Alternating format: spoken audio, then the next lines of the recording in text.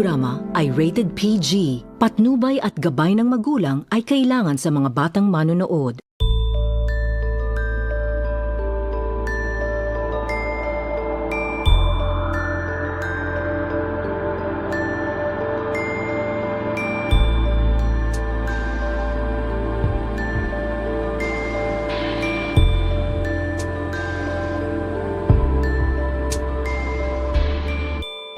Mindanao Network, right here, right now, as promised.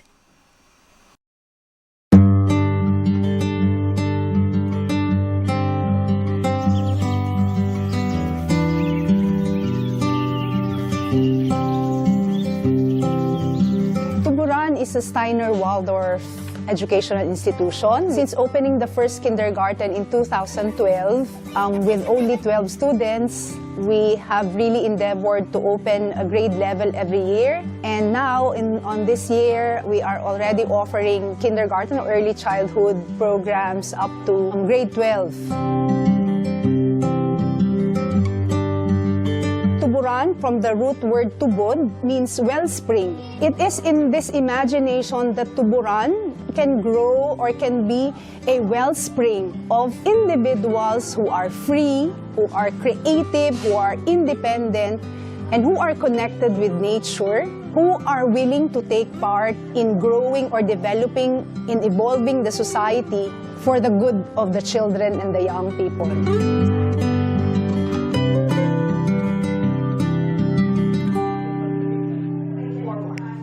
I would really say that Tuburan is built by those who carry the impulse inside them. There are individuals who carry and trust in the vision of the school.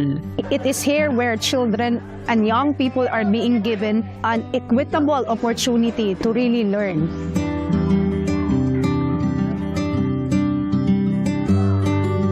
For me as parent, I was happy that I came here and we really experienced Steiner pedagogy.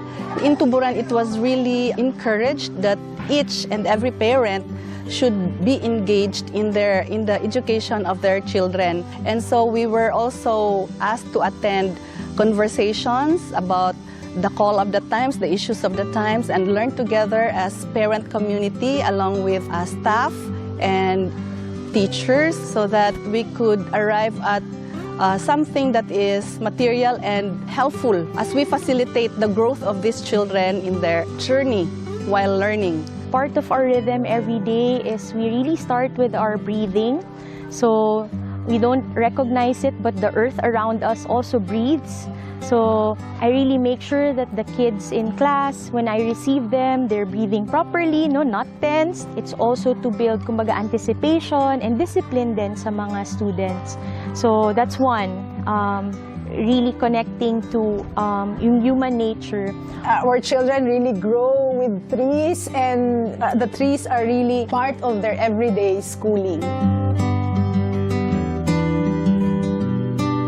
Akong favorite dyan is how supportive kayo sila when we explore things. Although small lang among school, murag ang among education or asa mi nagatuon, it goes beyond pa dyan. Grabe po ang freedom na ginahatag sa schools amo, like to the point na you can do anything, whatever you want. Dili lang tong mga dili pud maayo. For me, that's the most important thing na need jud ma-experience sa usa ka estudyante while growing up. Tuburan is Tuburan because of the community. I think that's what makes our school work despite the setup. Carrying an initiative is not a walk in the park.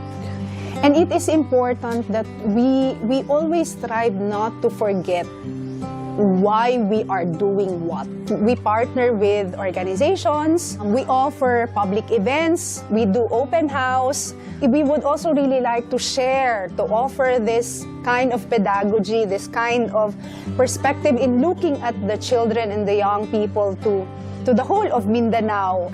In Tuburan, there's so many things that I'm excited about. Finally, we are going to complete the entire K-12 of Waldorf education. At the end of the school year, we're going to have our first ever graduate of Tuburan.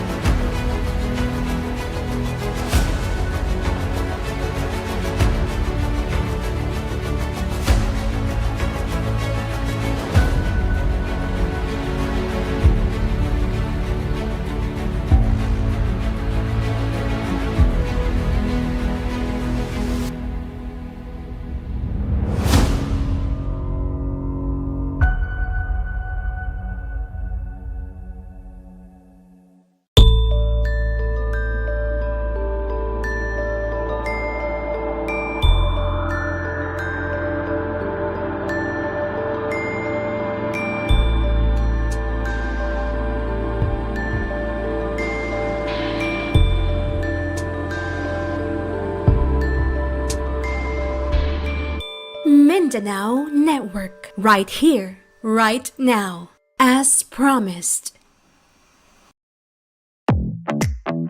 How can you have real fun in another city if you only have less than a day to explore? Especially in a city you've never been to. It has been a crazy week at the office, working on seemingly endless deadlines one after another. Pressure mounting to the max and the entire team feeling burnt out. Some members of our team decided to take a breather, to let off steam and experiment on whether it's really possible to have fun and reboot the burning system in one night. Destination? Tagum City for a one-day recharge tour.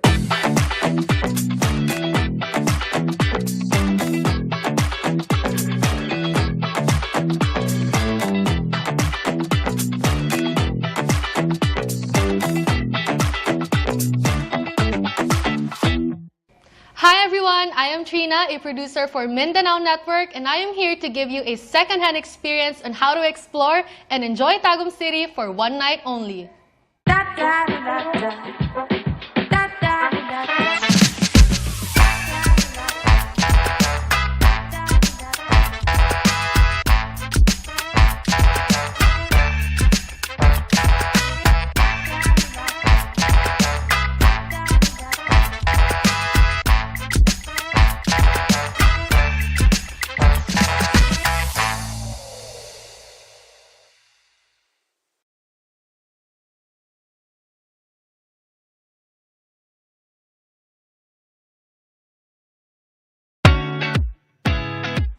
Their first stop?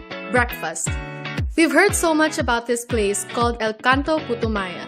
It's a classic breakfast spot right along Rizal Street. You can feel the city's energy coming to life as you settle down with a plate of putumaya and a hot cup of sikwate. They even got to learn about its rich history from the cafe owner. Ako si Faye Rudis. Nagpangidaron og 61 years old. Niya ako dili nag-uyo at the same time, dili po nag-negosyo. Rizal Street, Tagum City. Nag-start me on the year 1977. At the time, yun, mag-13 anyos to ato. Yeah. First year high school. Every morning, mauna to ang gihimo ni mama nga makapahatag ni sa mga tao. Half day lang. Nagdaga ng panahon na himong whole day. Ikan sa 4:30 sa buntag hangtod sa alas 6 sa gabi.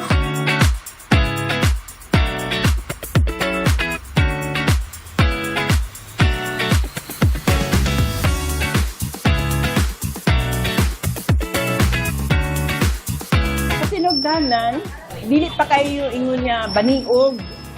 Siguro, tungkol sa kaalim yun, sa mga pagkaon, nakadani, nakadaghan, kung sayahang pangmasa nga presyo o ang sistema nga makahatag yun og ka ng kalipay sa tanan. Labi na kay kilalag, salamatan, kung labaw sa tanan, may gugma ang maong trabaho. Kaya kami mismo, ako mismo, ang nagahimo o nag-aatiman. Mao nang nagpabilin hangtod karon. Niabot nag 47 years. Mao ni ang buhing kabilin nga gihatag sa among ginikanan. Gikan sa sinugdanan sa edad nga 16 anyos. O hangtod karon, nahimo na akong 61 years old. Pabilin. Kaluin sa Ginoo.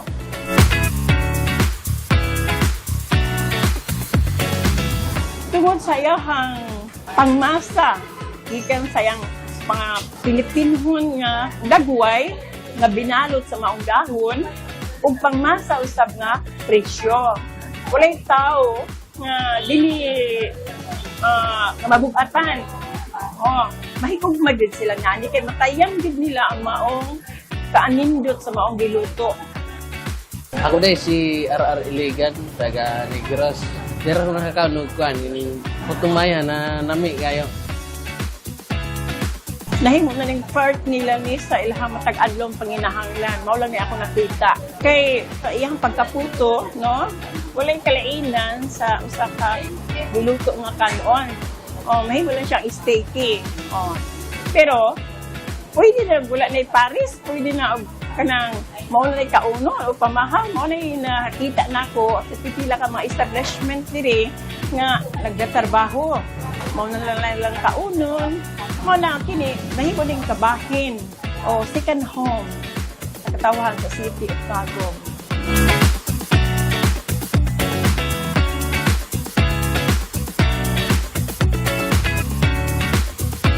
Our host speaks highly about the soothing simplicity of the combination. Sticky rice, a hint of sweetness, and the deep, rich chocolate drink.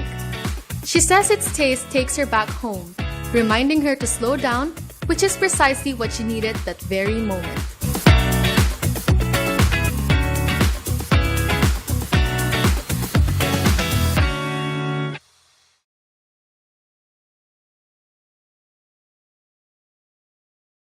Now, with a full stomach and a clear mind, our host's next stop is strolling the famous neatly lined palm trees gracing the sides of the road that leads to Municipal Hall.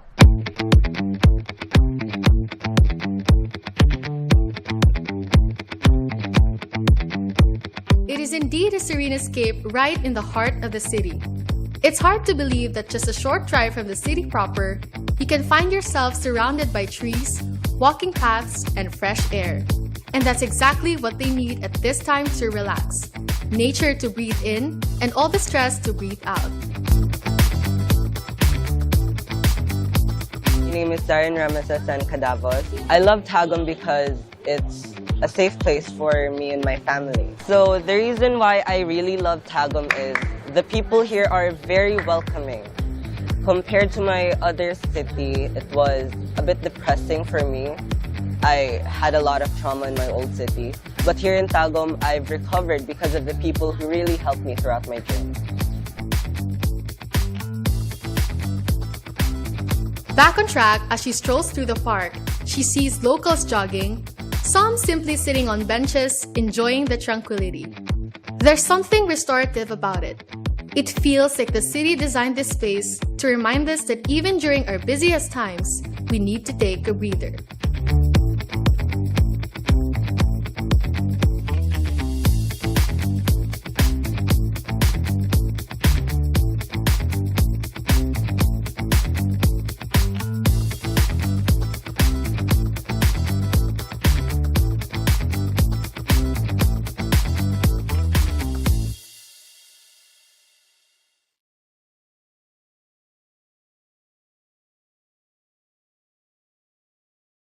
Discover the vibrant pulse of Mindanao's creative scene on Alampat. From visual arts to fashion, film, architecture, and beyond.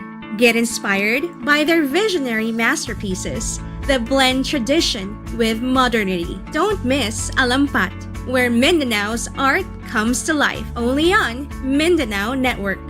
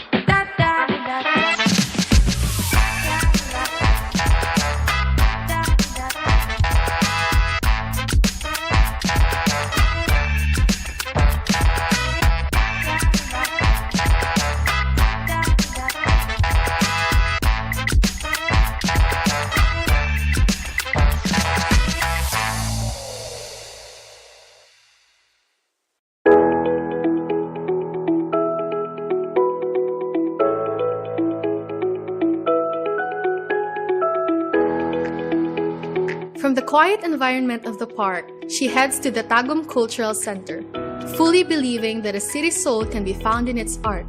And indeed, Tagum's Cultural Center is where that soul shines.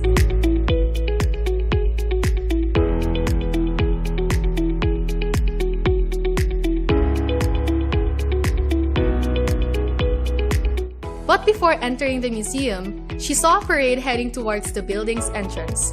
She became curious, so asked the woman who happened to attend the gathering.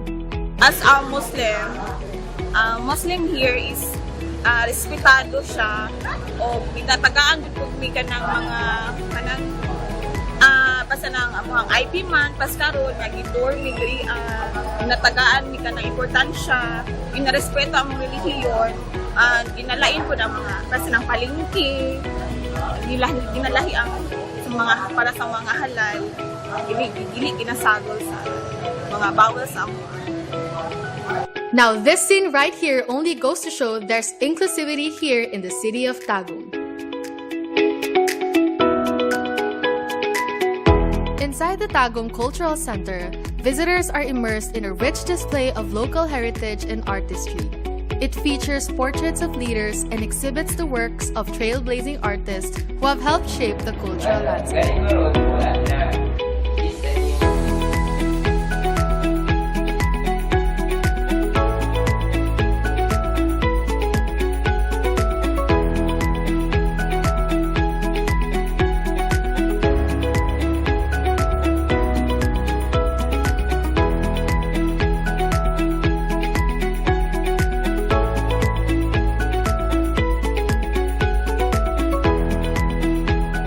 Also a library within the place, offering a quiet space where people can relax and enjoy reading in the lounge.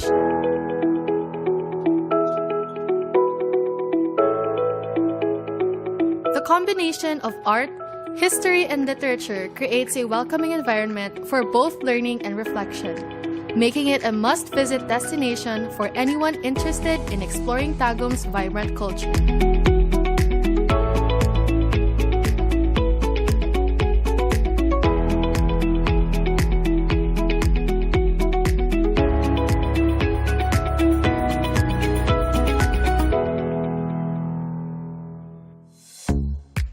After a morning of reflection and recharging, it's time for a fulfilling lunch at Claire's Bistro, a cozy and inviting spot located along Apocon Road.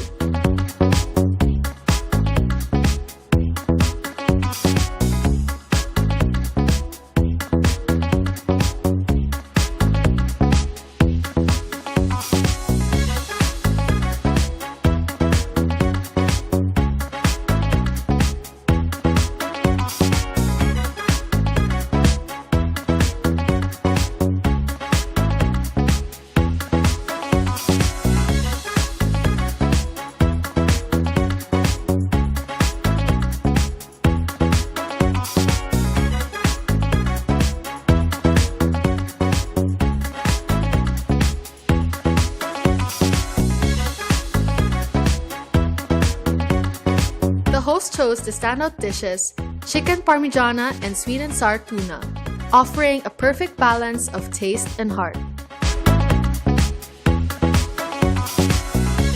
Aside from the delicious food, the friendly, attentive staff made the experience even more unforgettable.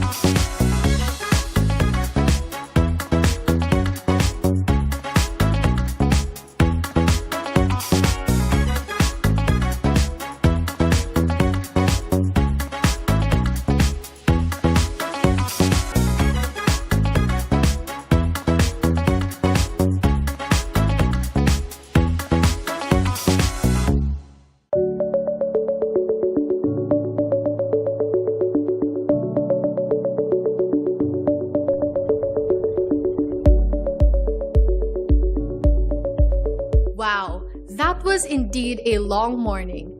It's time for the team to check into Shine Boutique Hotel, their home base for a relaxing night. This place has been recommended as the ideal spot for comfort, and they really need a cozy place to settle in. Located right in the heart of the city, Shine Boutique Hotel offers accessibility to all the city's iconic spots, ensuring that everything is just a short walk or drive away.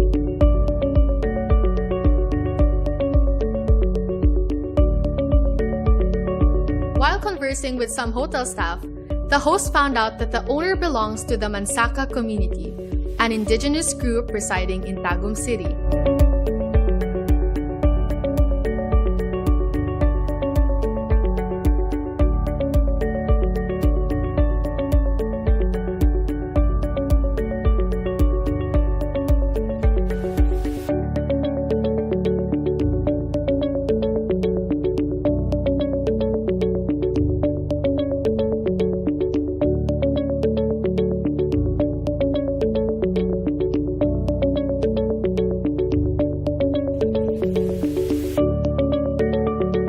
Inside the room, you will be greeted with a comfortable bed, and beside it is a nook bar alongside a mini kitchen where you can cook.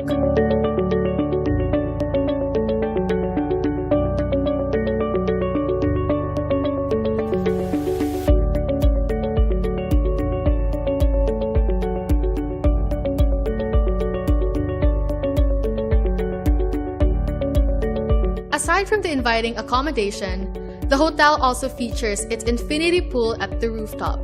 It's perfect for a night or day swimming while overlooking the bustle of the city.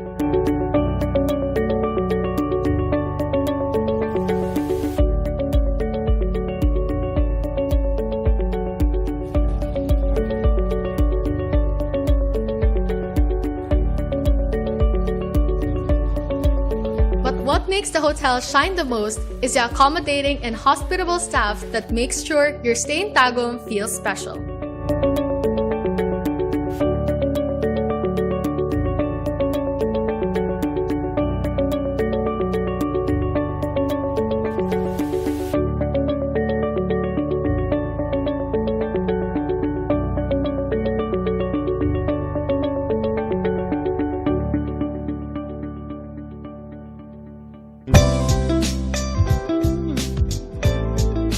In the afternoon, the host heads to Kapening's for a caffeine boost, where a rich chocolate cake with durian filling awaits, paired with a freshly brewed cup of coffee.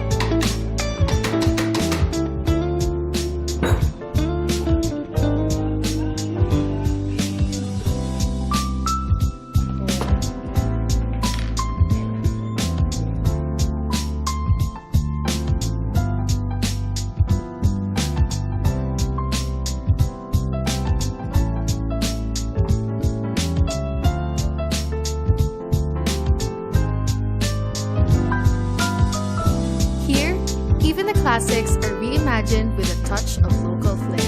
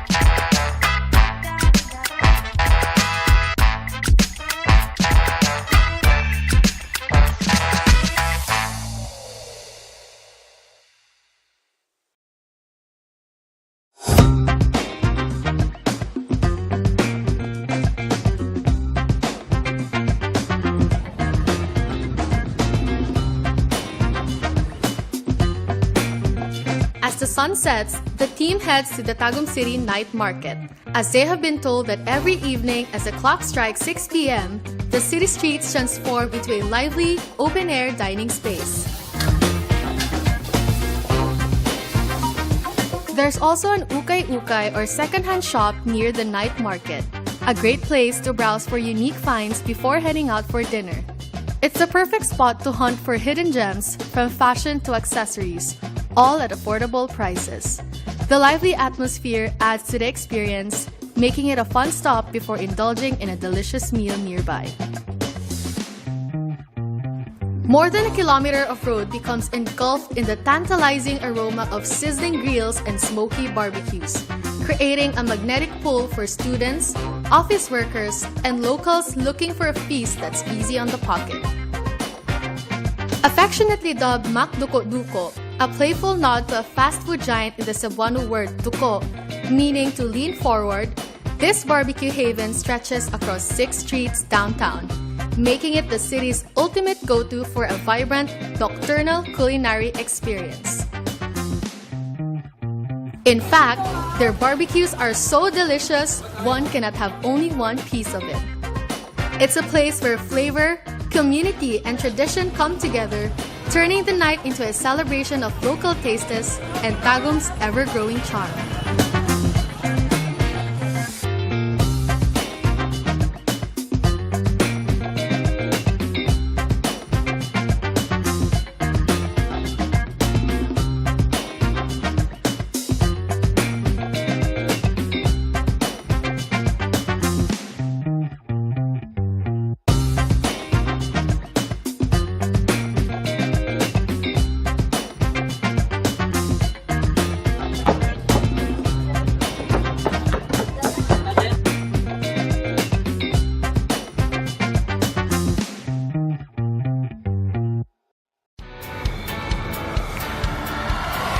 To cap off the night, they proceeded to the Level Up Lounge where they could feel the city lights melt away beneath them.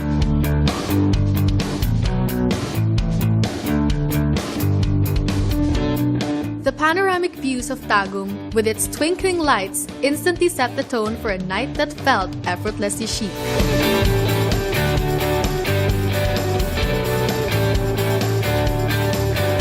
They found a cozy spot near the bar, ordered a cocktail, and just let the vibe wash over.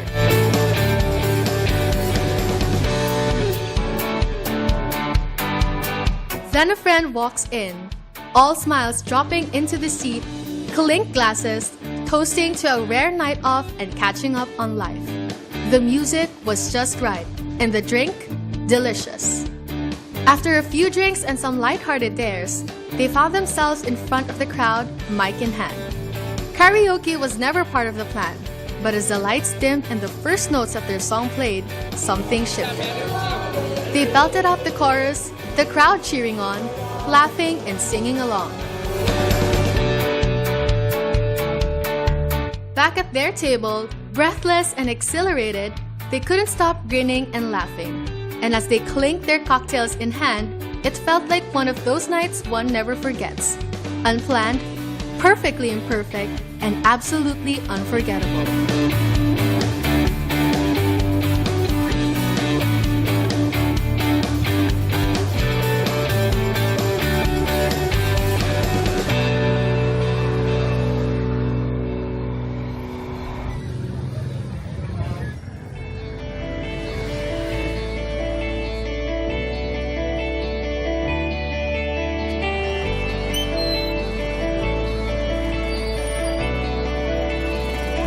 Their one-day escape to Tagum is coming to an end, but they'll be leaving with so much more than they all expected. With a relaxing ambience, they ended the night watching TV.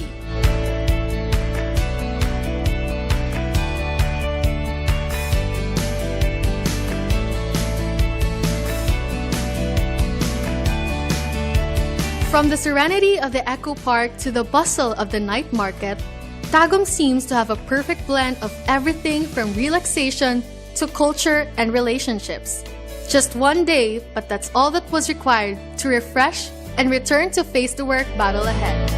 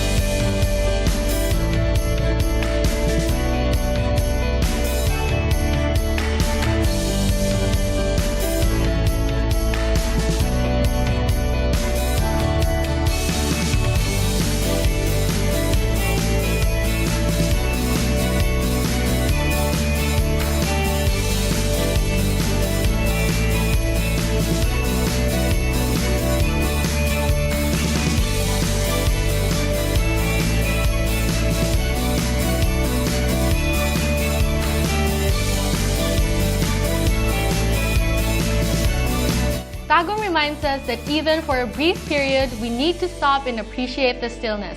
It's a place where we can relax and recharge, even for one night only. Da, da, da, da, da.